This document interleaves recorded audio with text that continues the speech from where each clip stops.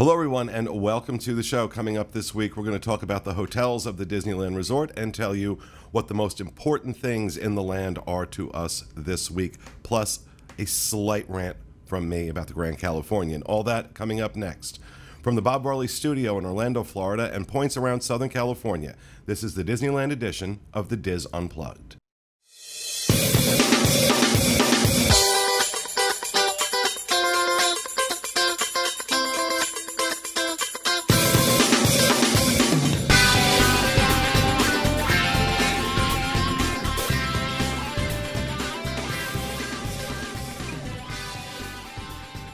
This is the Disneyland edition of the DIS Unplugged, episode 740 for the week of August 13th, 2018. The DIS Unplugged is brought to you by Dreams Unlimited Travel, experts at helping you plan the perfect Disneyland vacation. Visit them on the web at www.dreamsunlimitedtravel.com. Hello, everyone, and welcome to the show, coming to you from the Bob Varley Studio in Orlando, Florida. I'm your host, Pete Werner. Joined this week back in the Nook by our associate producer, Mr. Rhino Clavin. Hello. And out in California by our other associate producer, Mr. Tyler Crouch. Hi, everyone. And the lovely and talented Miss Katrina Manzoni. Hi, everybody. And by the lovely and talented Miss Nancy Johnson. Hi, everyone. Yay, welcome, Nancy. Nancy's first time back on the show. We have her on video, and she was wearing a headband before, and I told her it made her look like Joan Crawford at the end of the movie, so she needed to take it off. All right, so welcome to the show, everybody. Hope you are having a great week. Rhino and I just got back from our Adventures by Disney Backstage Magic out in California, and then we spent an additional, 5 days in Disneyland. We were working on an upcoming project with Disneyland that we're really excited about. Went really, really well. And you should be seeing that, early September-ish it'll start. Am I being aggressive, Rhino? No, I think early the September goal was sometime in the early to mid-September. It's a special type of project. So, one, everybody's a very busy person in the next coming weeks because we've got. I cannot believe how many things are starting. We've got Mickey's Not So Scary, the Halloween season. We've got hotels opening. We've got Halloween Horror Nights around the corner. It's just, and then in California, they've got all their Halloween stuff. Pixar Pier ending. It's insane. But also, this is such a special project that it's going to require Disney to see it and then say, okay, that's all right, and then let us then share it. So it's got a little extra step that we normally don't have to deal with. That'll be interesting. So yeah, I don't know what that noise was. Yeah, I don't know what that was. So I don't know. That was weird. All right, so let's go ahead and get started. Excuse me. Most important thing in Disneyland for me this week comes as a result of the trip we just took. We're staying at the Grand Californian, which I've really turned around on. I used to hate the Grand Californian. Once they redid the rooms, I love it. I think the rooms are much brighter, much better decorated. That was my problem with the Grand before. The rooms were kind of dank and dark and just didn't feel very magical. Now, amazing. And I love the service at the Grand, but something that people need to be aware of if you are going to be staying at the Grand in the next, I want to say the next month and a half, based on what I'm hearing. They're doing a lot of construction on the front of the hotel. And so as a result, they've moved valet over to where the convention building is. And it seems to be really screwing up their bell services. So when I was there, 3 weeks ago, I went to go call for a bellman to help with my bags, and I was 20 minutes on hold, and before I finally hung up and just brought the bags down myself. That wasn't a big deal for me because I didn't have that much with me on that trip. It was a short trip. This time because A, we were gone for almost 2 weeks, B, we were filming, so we had a lot of equipment, had a lot more bags. Called bell services. They told me it was going to be about 20 minutes, which was fine. 45 minutes later, nobody was there. I called back, and they told me that they're backed up and that it was going to be at least another 15 to 20 minutes. So I had to bring the bags down myself. I posted something on Twitter about this, and there were people who seemed to think that I was acting entitled because I expected bell services in the first place, let alone in under an hour. Just carry the bags yourself. Well, first of all, when you're paying $600+ a night for a hotel room, bell services goes with the deal. And at a hotel, a Disney hotel, a flagship Disney hotel, you can expect bell services in under an hour. And it's not unreasonable, and it's not foolish. Now, I ended up having to bring those bags down myself, and it took 2 trips. And you know what? That's an inconvenience. That's an inconvenience. I couldn't have even have gotten a bell cart to do it myself. I had to drag the bags down myself. So if you think I'm entitled for that, whatever, enjoy carrying your own bags. Most of the hotels I stay in, bell services kind of goes with the territory. Well, here's the thing. Don't offer a service if you're not going to provide it. Right. That's my issue. It's not about entitlement. It's about you taking advantages of the services provided by the hotel that were then not provided to you. Nothing frustrates me more than that sort of stuff. Exactly. Yeah, and that's one of the things that like boosts how many stars a hotel has. It's like that's one of the main things in when you're counting up how many stars a hotel is going to have, how great the hotel is. Bell services is like on the top of the list there. So now, I've been to plenty of hotels that don't have bell services and they have less stars. That's just how it goes. And in all fairness, normally bell services, the Grand or any of those hotels is fantastic. This is because of the construction and the backup that it's caused at Ballet. Do you know what construction they're doing? Is it just to paint the facade? They're just rehabbing the front of the hotel. They're just doing a rehab on the entry area. Okay. So it's on the port for sure. Only going on for a couple of months.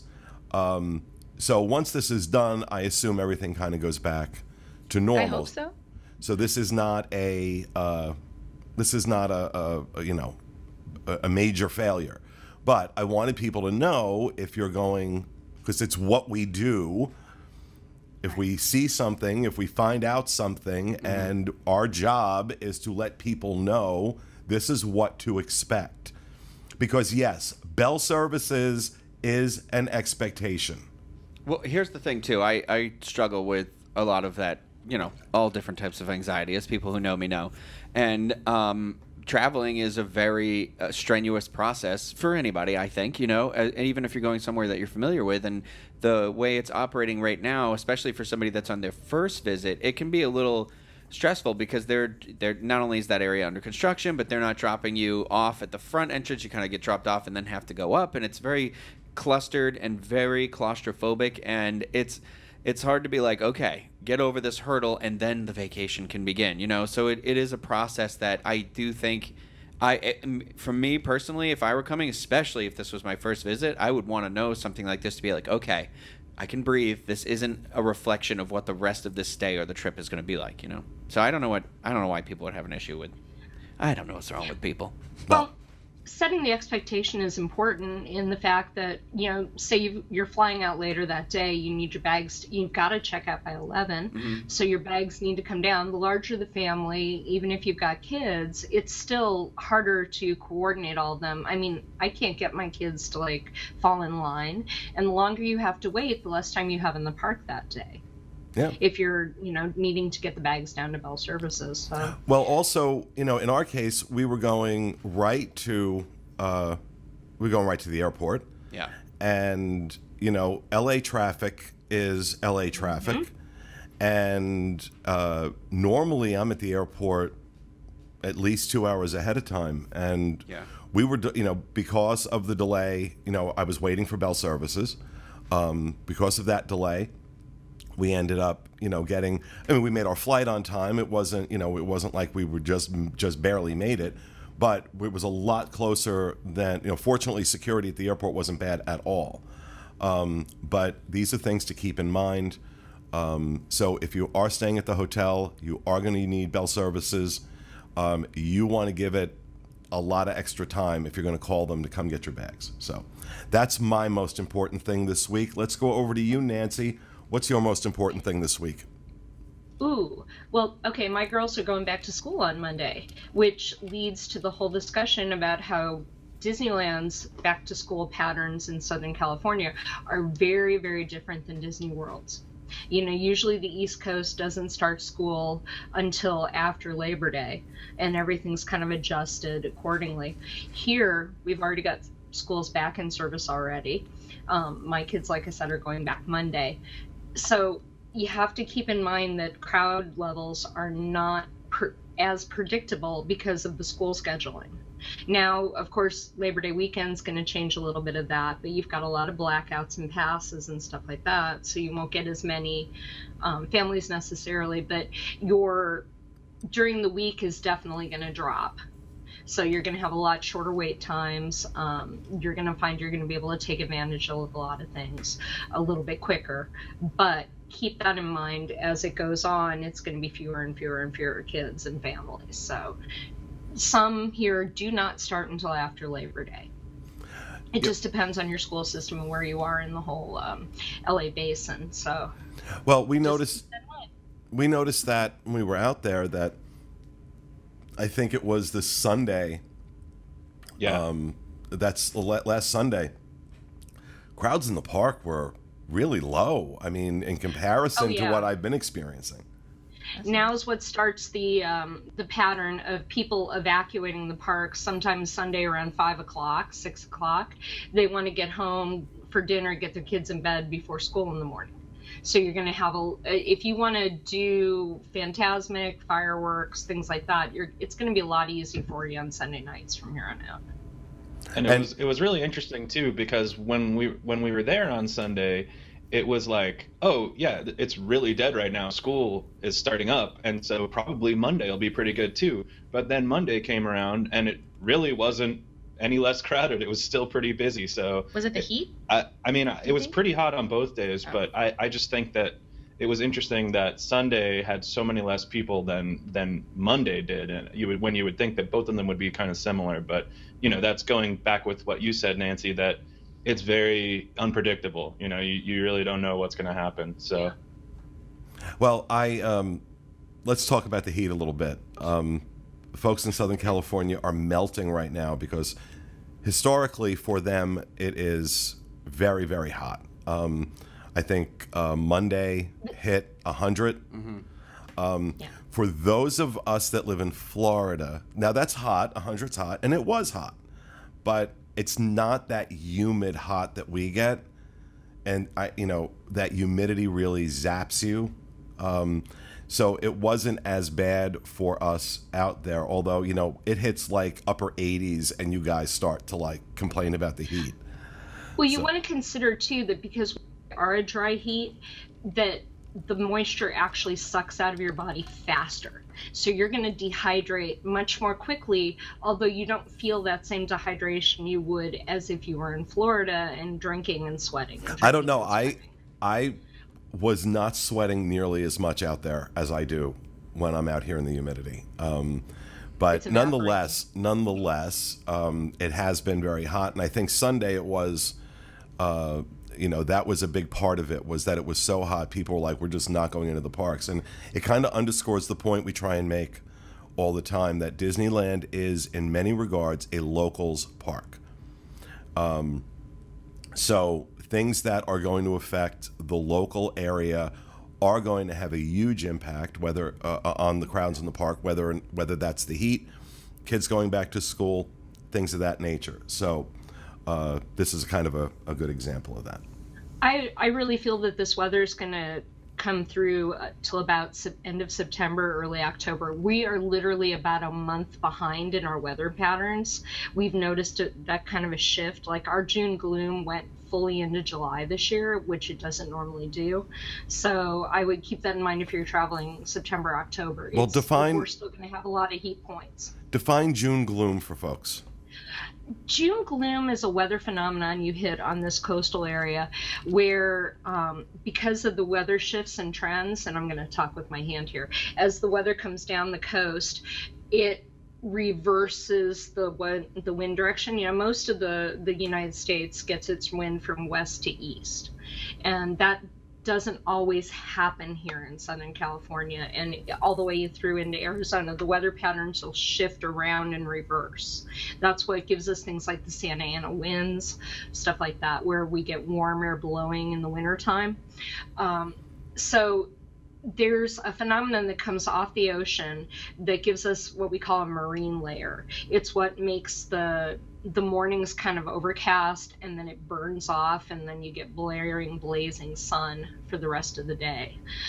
It's what gives us our temperature ranges, you know, where you need to bring that extra layer for the morning or for the late evening, and you can strip it off during the time you're in the park, like an extra jacket, sweater, whatever. So, are you a meteorologist? Jeez, you're pretty good at knowing all this. Man, she's really on it. Well, you know, I'm just observant. 52 and observant makes a big difference. So because of that, the way this weather pattern comes in, we actually get that overcastness more of a longer period of the day. It may even stick all day. And it'll look like, to a Midwesterner or an East Coaster, it'll look like like it's going to be a rainy or drizzly day, but no precipitation comes of it. Okay. Well, good. So it's overcast. So it makes June a phenomenal time to come to the parks here, because it's a cooler day. You don't get quite as much UV penetration, although you do have to pay attention to some of it, because overcast days here can still burn you. Right. All right. Well, that's as good a description as we're going to get of June gloom. All right. Thank you, Nancy. Tyler, what about you? Most important thing for you this week? All right. So this week, the Disney Parks blog announced a lot of their Halloween stuff. And dang it! That was mine. No, of course we have it. Well, we can talk about it right now all together. Yeah. Okay, so, I mean, I'm going to talk about my kind of favorite part of Halloween stuff, which is the Dia de los Muertos things, which they actually kind of really kicked up a notch last year, and they're bringing it back, and it's all kind of based around Coco, and included in that, over in the Plaza Grill area, they're going to be doing the memory wall, which is where you can write memories of your loved ones and hang them. That's cute. And they're also going to be doing a Tree of Life photo op, which they also had last year, which is just basically this nice, beautiful tree, like a very is it the decorative... the orange tree, like from Coco? The tree with the orange leaves. I meant, not the orange tree. No, it's not it's more abstract than that. It's very colorful. Okay. And it's very, I don't know how to describe it, very loopy, and it's colorful. It looks really cool, and a lot of people want to get pictures in front of it. I think last year they had Coco and Dante, or not Coco, I'm sorry, Miguel and Dante in front of it. Anyway, but then new this year, they're doing mask making. And Ooh.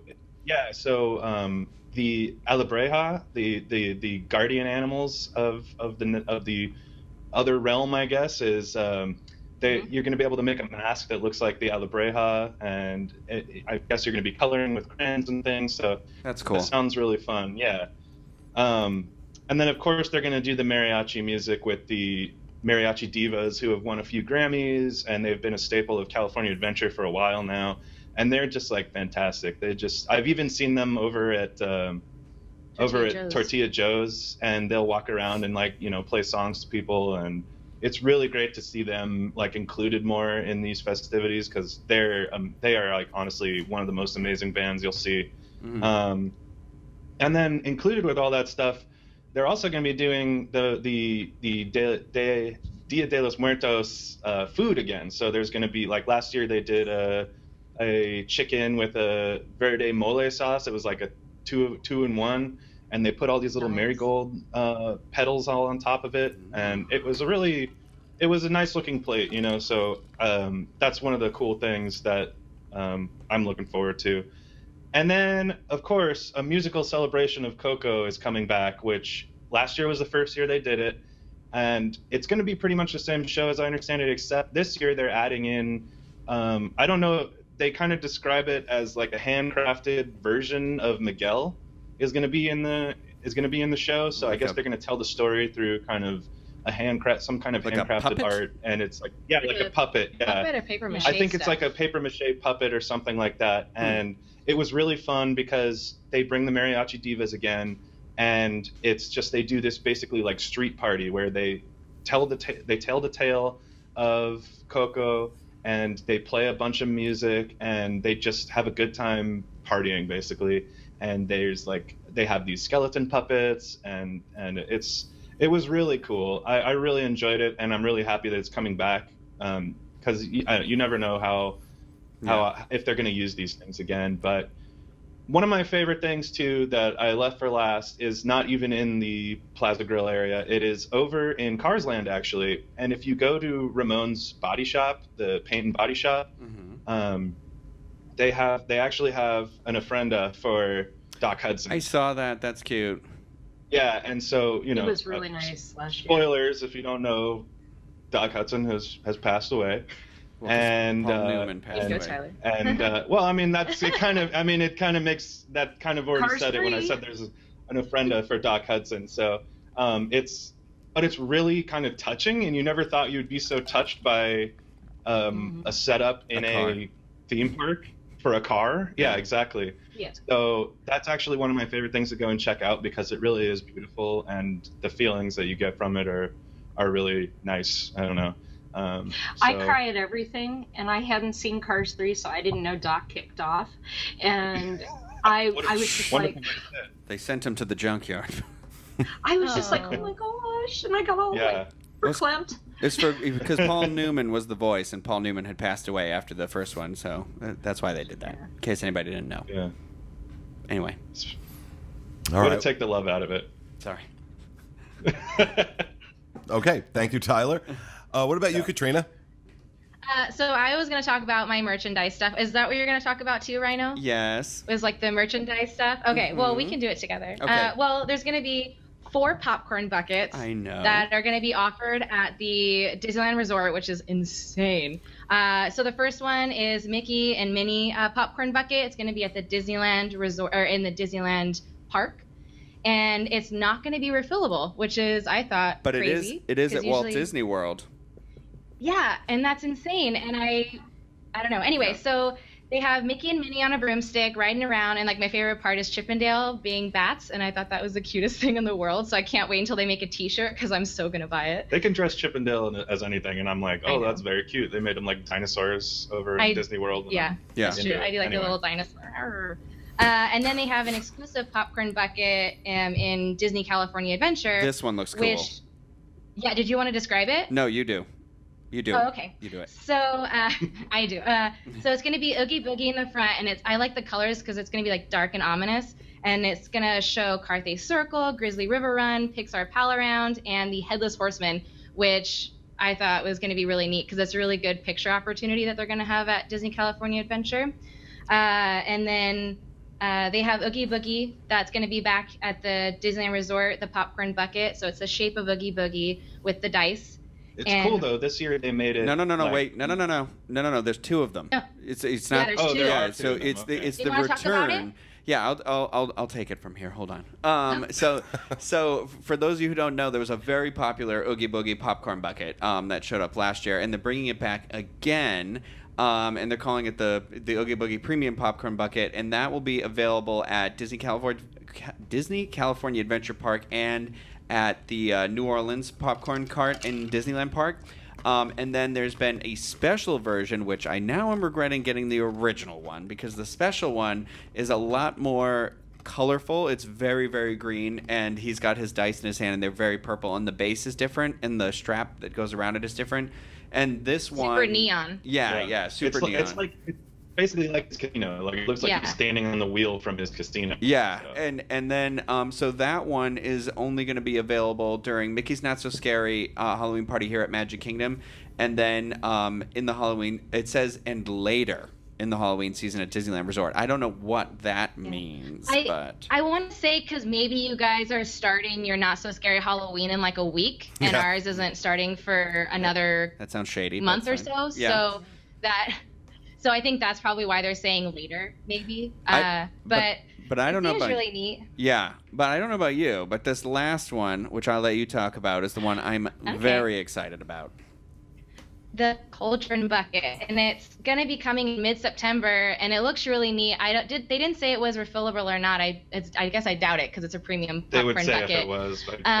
But it's pretty much like the Evil Queen. It's the poison apple, kind of like the bucket. It's like a cauldron bucket, but with like the poison coming down, looking like a skeleton. Yeah, skull. the skeleton face. So I thought that was really neat. They didn't say how much it was going to be though. But it will be available starting mid-September at Disneyland Park, and then it's also going to be at all 4 Walt Disney theme parks as well as Disney Springs. So they best not run out of this one. But what's cool about the cauldron bucket is it's also on like what looks like the top of like a pillar stand, so you can unhook the strap that it comes with and just kind of have it be your own little like Halloween display, which I really enjoy that they are doing this sort of thing where it really justifies you paying like the $25 for popcorn buckets. Is it my imagination, or do they seem to be going even further with this stuff this year? Well, lately it seems they're going like further, for sure. that they're definitely making it more like with the Mike and Sully connecting sippers that you could get as part of Pixar Fest. Like they came with bases, so they can be displayed, but then they also lock together. So it was like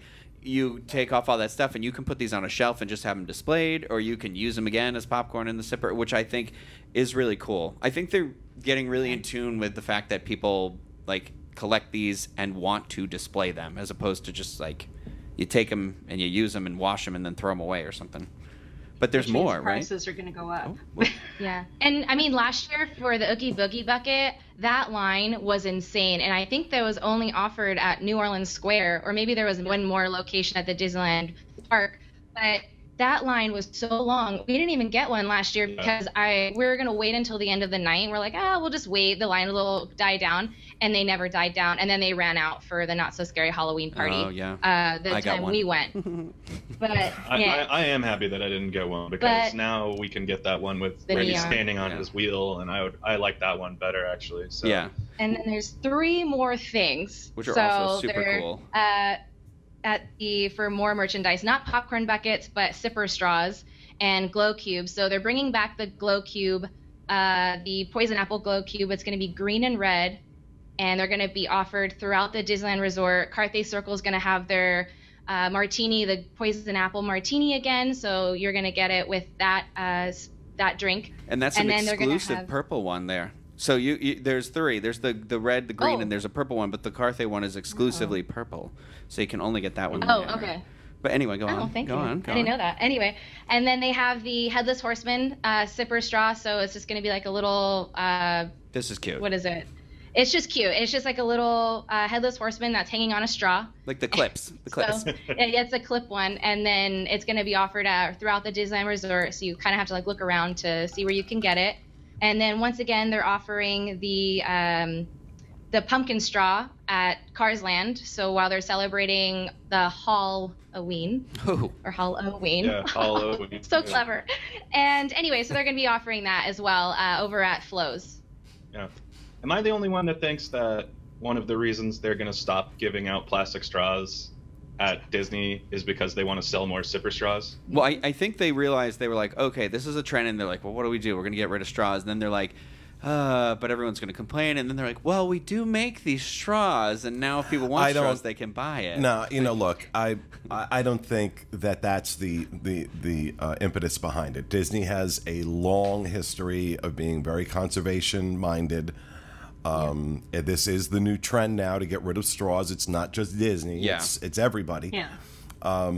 And so no, I'm not that jaded to think that the impetus behind it is to sell these other straws. I don't think it's the impetus, but I do think it probably helps them. I don't think it's the number one reason, but I forgot. Yeah. I had read recently how many straws between the theme parks and the cruise line. Oh, I'm sure it's insane. It was like in the billions. It was ridiculous. Are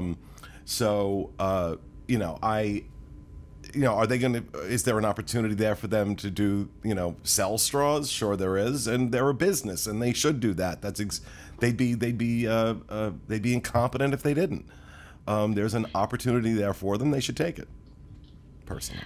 We have to remember too that when Animal Kingdom opened, Animal Kingdom was completely strawless. They only had the paper ones from the very beginning of that park, and nobody became suspicious of motives. Everybody understood, there's animals in this park, blah, blah, blah. And I think because they don't have that distinct reason, obvious reason to people, then it sort of leads to the guessing of motive. But I don't know. I honestly think it's totally the environmentality. All of us who have worked for Disney in the past, we know that, we've gotten our Jiminy Cricket buttons, and, the hotels have all gone to the towels, on the floor. Don't put your towel on the floor unless you want it washed. So it's just another step in the trend. All right. Thanks, everybody. Let's move on and talk about, we're getting a lot of questions about the resorts from folks who have not been out to California, so we thought maybe doing, I'm hearing some thunder. Yeah, be wary. Yeah, we have to be aware of that. I thought maybe we'd do kind of like a basic 101 overview on the resorts. In this one, we're going to focus on the Disneyland resorts, but we'll also be doing theme parks and off-property as well in the coming weeks. But so let's start out with the first one that we'll talk about, Paradise Pier. This hotel was not built as a Disney hotel. So it was built in 1984 as overflow housing for the 1984 Summer Olympics in Los Angeles, and it was called the Emerald of Anaheim. They changed the name when they sold it in 1989 to the Pan Pacific, but it wasn't until 1995 that Disney purchased the property and called it the Disney's Pacific Hotel, and then in 2000, with the opening of California Adventure, it became Paradise Pier. 481 rooms, 25 suites, a full-service restaurant, the PCH Grill. You have two types of rooms here, standard and premium. That's in both regular and concierge, with the standard rooms kind of being a parking lot or a Disneyland Drive view. The premium rooms being theme park views. They overlook California Adventure. This hotel is usually on the lower end, by comparison with the other ones, on the lower end of the price spectrum. And I took a look. I just took a random week in November of this year to kind of give you an idea. These prices fluctuate depending on time of year and things like that. But the week I looked at, a standard room at the Paradise Pier was starting at $338 a night. Disneyland Hotel was $457 a night, and Grand Californian was $576. So that kind of gives you an idea of the price difference between them. This is my least favorite of the three hotels. Now, Disney has done a lot of work trying to Disneyfy, if that's even a word, this hotel, because it wasn't built as one. But even still, I don't know. This hotel just seems to lack something. Well, for me. This was the first hotel I stayed in on my first trip to Disneyland, because Craig and I were in that room, and then you guys are in the Disneyland hotel, and Craig was so angry when he walked in the room. I remember him going in going, this place is a dump. And I walked in, and my first visit was like, oh, this is cute. Like, this is fine, because I didn't know any better. I hadn't seen the other hotels or anything, and I was like, I was like, look, there's a little beach ball pillow. There's all these things. Like, the beach theme doesn't really do anything for me. I've said that of the resorts here as well. It's just I don't like my idea of the beach is not sitting in sandals and flip-flops on the beach. It's like being in the water and stuff. So I was like, I thought it was cool. It had good views, but it is like what you said. It's not my preferred of the three. I don't think it's terrible, but it's also at that point where you think to yourself, what's the benefit of staying in this resort other than the extra magic hour? Why wouldn't I just stay in a hotel right down the street, maybe, or something like that? That's always my mentality when it comes to that resort. I mean, I think the best thing about staying in that resort is probably the fact that you can actually watch World of Color from those premium rooms, because they'll even pipe the music in. You can turn it on the right channel on your television and listen to the music, and it's not like the greatest view ever, but you can see World of Color down there. If you are in one of the top floor premium view rooms, it is a pretty impressive view. There's a few of those rooms that do have a really impressive view of World of Color, so I'll give it that. The other thing to note about all three of these hotels is that, generally speaking, they are larger than their counterparts out here in Orlando. For example, the rooms at the standard rooms at Paradise Pier are roughly 360 square feet. That's a decent sized room when you consider that when you go into like the moderates here are usually about 280 to 300 square feet. So they are larger. They are larger rooms. So I will give them that. Well, go ahead, Nance. We've stayed in all three of them as a family. And one of the things the girls like about Paradise Pier is that it does have, if you're doing your pool off time during the middle of the day, it does have the longest of all the water slides in all three of the hotels. And the water park is actually fairly nice. It's on the roof of part of the garage. Right, it's like the 5th floor or something, yeah. And actually the rear side rooms of the hotel really have a nice view of that pool area. There's some cabanas. There's a very nice deck that you can watch the fireworks from Disneyland on, and they do pipe the fireworks music in. So not only do you have your option of World of Color for some of the premium rooms, but you do have the whole Disneyland fireworks music. And so you can be outside. They have a little bar. They also have a rooftop wedding pavilion. They have that's cool. a special reception area. So there's a lot of nice features. One of the things parents should know is this is the only hotel that doesn't have the check-in TV for the kids right near the check-in desk. It's actually just down the hall a little ways. It's in a room, right? Yeah, it's in a little room, so it's nice and secure. And the other cool feature is if you're bringing your own car, the parking garage is just a hop, skip, and a jump right outside the back door. Yeah. So you don't have to go hiking forever to go get your car or things like that. The other parking garages are a little bit farther away. So other things we like about this, the kids really like the beach theme. Yeah. They love to throw beach ball pillows around. I like how bright the bathrooms are, even though they're smaller. Yeah. They're super bright. And if you like that sort of whitewashed furniture feel, it's comfortable, especially since they did the rehab. Another thing I like about it is they have these little, you said they had like 27 suites. They have suites that basically sleep 6 to 8. Mm-hmm. I think, and those are great. They're 2 rooms with queen beds in each in the one bedroom, and then there's a pull-out queen.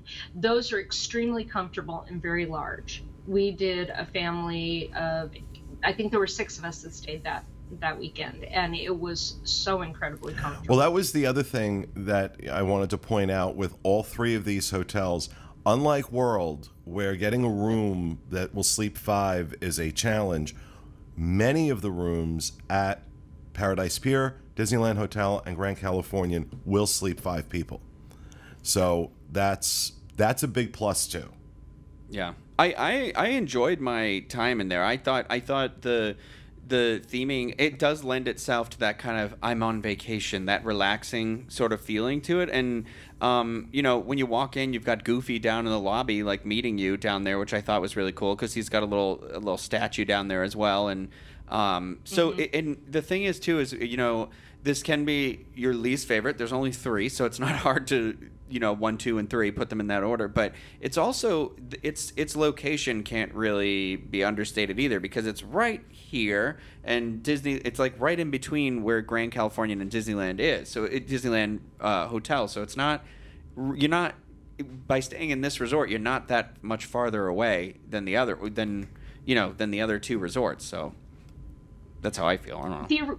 the original big perk to staying at the Paradise Pier when California Adventure opened was they actually had a separate entrance for Paradise Pier guests that kind of put you into the park right between it was right between Goofy Sky School is now and the restrooms behind it at the Paradise Garden Grill. So you would walk into the park there, and that was your exclusive, you know, everything. Then they gave the Paradise Pier guests, when they closed that off, they gave the Paradise Pier guests the ability to enter with the Grand Californian guests into California Adventure. Now I believe that that's exclusive, but you can see it's so super easy just to walk through the Grand Californian, see what you're missing by staying over at the Paradise Pier. No, actually, Nancy, I got to correct you. Nancy, hold on. I've got to correct you on that. They are not allowing, if you are not staying at the Grand Californian, they are not allowing you in through the lobby. That's why I mentioned. That's why I mentioned was that they can't do that anymore, but it was a perk originally. So yeah, they're very strict about that these days. Extremely. Yes. Oh, extremely. Yeah. What time's the cutoff between Grand Californian only? I think it's noon, isn't it? Once it hits 11 a.m., any guest can get in there, even guests that aren't staying at any of the hotels. So, but you know, that's one of my favorite ways to get into either of the parks. I'll sometimes go into the California Adventure through the Grand Californian and then go to Disneyland right afterwards. You know, like I once you get past 11 a.m., anybody can go through. Yeah, and just to clarify for people who may not understand what we're saying, if you're staying at the Paradise Pier, that is directly across the street from the Grand Californian. Used to be you could just walk across the street, go into the lobby of the Grand Californian, and either go into Downtown Disney or go into California Adventure. They have now stopped non-hotel guests from entering from the street.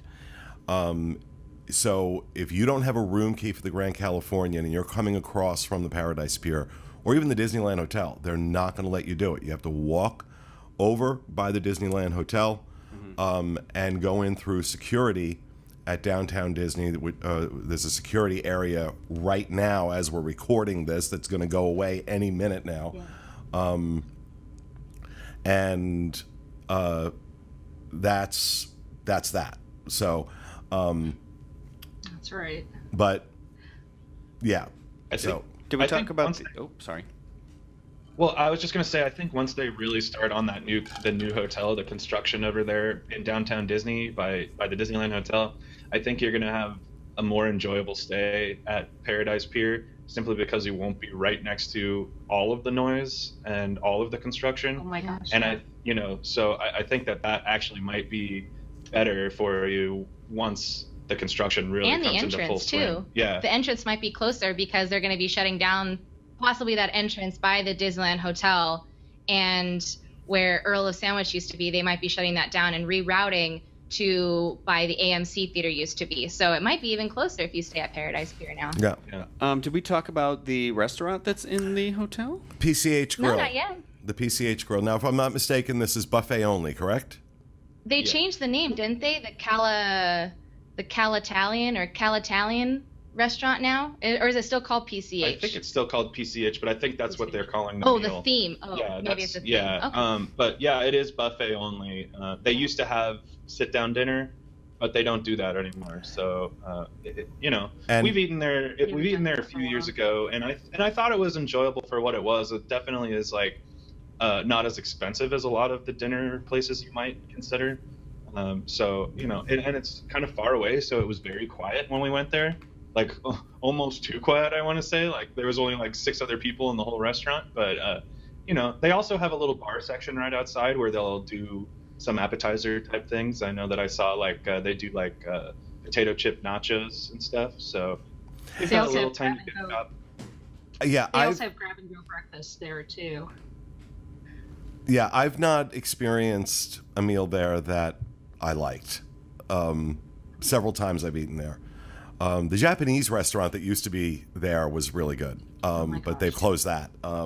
But at PCH Grill, it's really, I haven't had too many positive experiences. It's not even on the list of things I will consider. I definitely think the food is more in line with something that you would find at Goofy's Kitchen. And I think Goofy's Kitchen actually impresses me more with the food. I was about to say, I like Goofy's Kitchen. Yeah. Yeah. But you can think about that kind of quality when you think about PCH Grill. It's definitely kind of a more moderate restaurant than, you know, deluxe. It's not horrible, but it's not like a crazy deluxe restaurant. So if you like barbecue, it's actually a really good. They do a really good tri-tip, and they do a really good Santa Maria style with sauces. It's often set up as a separate station from the main buffet.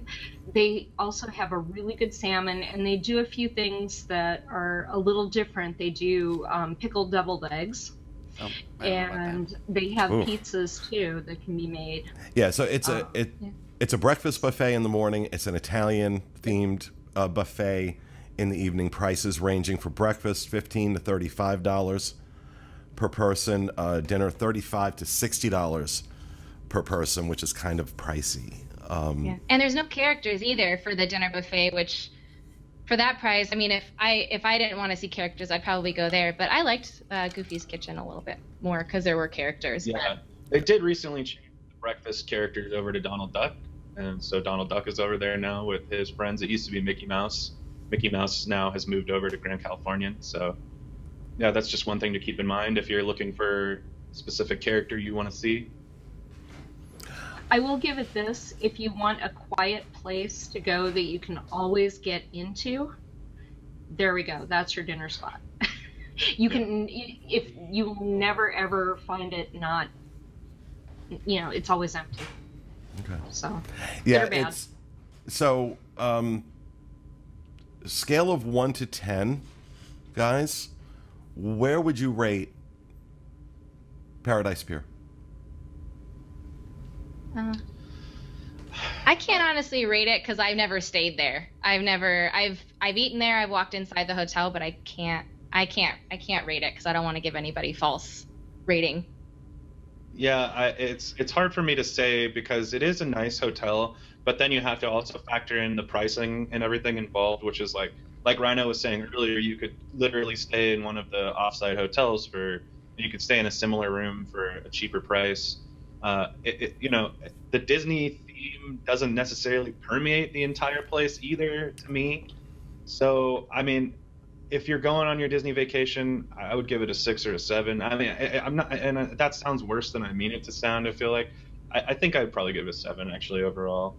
It's just not my first choice, but if you are really worried about pricing and everything, then that might be your only choice. And of course, you know, something you have to factor in is the perks of staying on site. You do get extra magic hours staying on site. There are some other perks being a resort guest that you get. But Nancy, what about you? 1 to 10, Paradise Pier. Actually, I'm close to Tyler on this one. I would say 7 to 7.5. One of the things that elevates it a little higher for me is the quality of the cast members, especially the front desk staff. I have had amazing interactions with them, and it is such a smaller front desk, so they tend to be more personable people. And it's got that cool elevator for the kids, which looks out over everything. You can only go down on it, but it's still a fun experience. I just wanted to throw that in since we didn't mention it. It's an outdoor-looking elevator. Right. No, that is cool. You're right. That does have my worst nightmare. And the concierge is nice there too. I've really enjoyed the concierge room. It's on the second level. It's decorated in old original California Adventure design art. And the people there are really pleasant as well. And Rhino, what about you? I think I'd probably settle somewhere in the 6.5 to 7 range. I didn't eat at the restaurant downstairs, so I can't testify to that. But the fact that that's kind of like the only option for food while you're there is I feel like a little tricky, because most resorts have at least, like, you know, at Grand Californian, you've got Hearthstone Lounge, or you've got the Whitewater Snacks. Is that what it's called? Whitewater Snacks? Yeah. And, you know, so you get at least like a couple of options. In Disneyland, you've got like Tangaroa Terrace, you've got Trader Sam's, and is that it? Mm-hmm.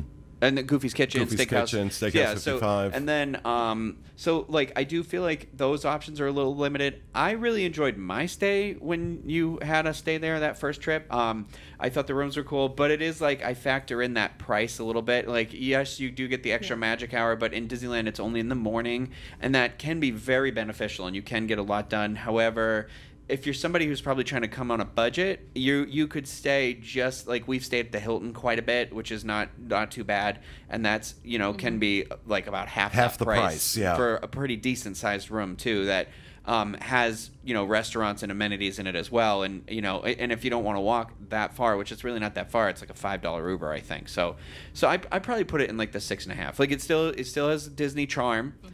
But in a place like Anaheim, it's different than Disney World. It's not like, okay, well, I'm staying in the least expensive resort. It's kind of like those aren't your only options there, literally, because there are resorts that are just as close as that for less money. So it's kind of like, are they terrible? Are they good? So I if anyone said like, oh, I love Paradise Pier, I'm not going to like laugh in your face. No, not at all. So I didn't mean for it to sound negative in the beginning when I started, because it holds a special place for me. So I don't know. Well, and for me, I'm kind of with everybody else. That 6 to 7 range is what I give it, and that is mainly because Tyler mentioned it that Disney theme doesn't really carry. Yeah, and I think Disney has done an exemplary job of trying to the best of their ability, but the hotel was built, like I said, it was built for overflow housing.